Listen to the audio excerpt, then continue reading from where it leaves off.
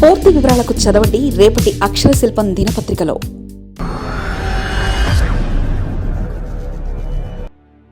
కమలం next target Telangana. Operation south plan సిద్ధం. ఢిల్లీ కేంద్రంగా వ్యూహ రచన. పల్లె పల్లెలో కాషాయ జెండా వెళ్లేలా ప్రణాళికలు.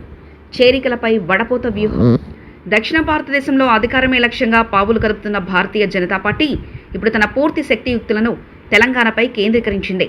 దేశవ్యాప్తంగా రాజకీయ సమీకరణాలు వేగంగా మారుతున్న తరుణంలో తెలంగాణను తన తదుపరి పవర్ హౌస్గా మార్చుకోవాలని కేంద్ర నాయకత్వం భావిస్తుంది.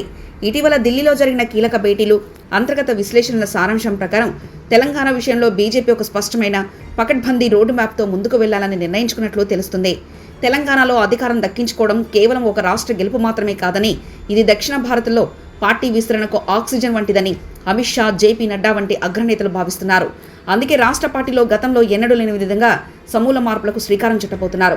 కేవలం నగరాలకే పరిమితం కాకుండా పల్లె పల్లెకు కాషాయ జెండాను తీసుకెళ్లేలా బూత్ లెవెల్ పటిష్టతపై అధిష్టానం దృష్టి సారించింది. పార్టీ సంస్థాగత నిర్మాణంపై చురుకైన యువతకు, క్షేత్రస్థాయిలో పట్టున్న నాయకులకు కీలక బాధ్యతలు అప్పగించనున్నారు. గతంలో ఇతర పార్టీల నుంచి ఎవరిని పడితే వారిని చేర్చుకున్న బీజేపీ ఇప్పుడు తన పందాను మార్చుకుంది.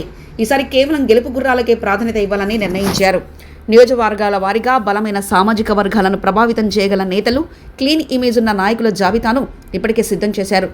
ముఖ్యంగా అధికార పార్టీలోని అసంతృప్త నేతలతో పాటు ప్రధాన ప్రతిపక్షంలో ఉన్న కీలక నాయకులను ఆకర్షించేందుకు ప్రత్యేకంగా ఓ కమిటీ పనిచేస్తుంది. ఎవరిని చేర్చుకుంటే పార్టీకి లాభం జరుగుతుందనే విషయంలో పూర్తిస్థాయి సర్వే నివేదికల ఆధారంగానే అడుగులు వేస్తున్నారు. ప్రస్తుత ప్రభుత్వం అమలు చేస్తున్న పథకాలలోని లోపాలను ఎండగట్టడమే లక్ష్యంగా బీజేపీ తన కార్యాచరణ రూపొందించుకుంటుంది.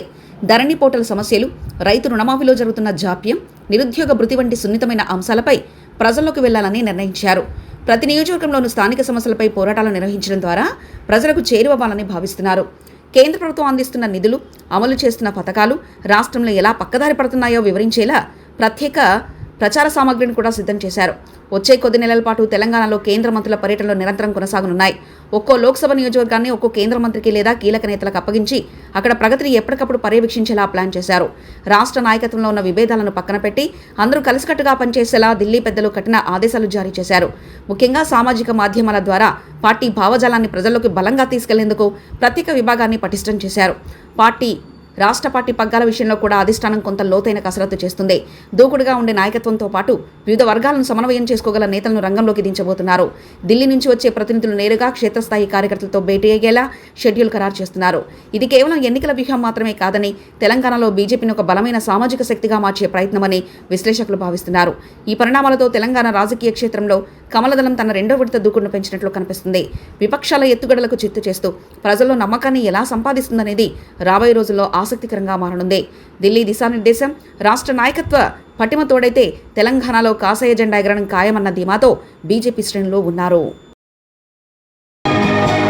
మరిన్ని కథనాల కోసం సబ్స్క్రైబ్ చేసుకోండి మీ అక్షర శిల్పం. పూర్తి వివరాలకు చదవండి రేపటి అక్షర శిల్పం దినపత్రికలో.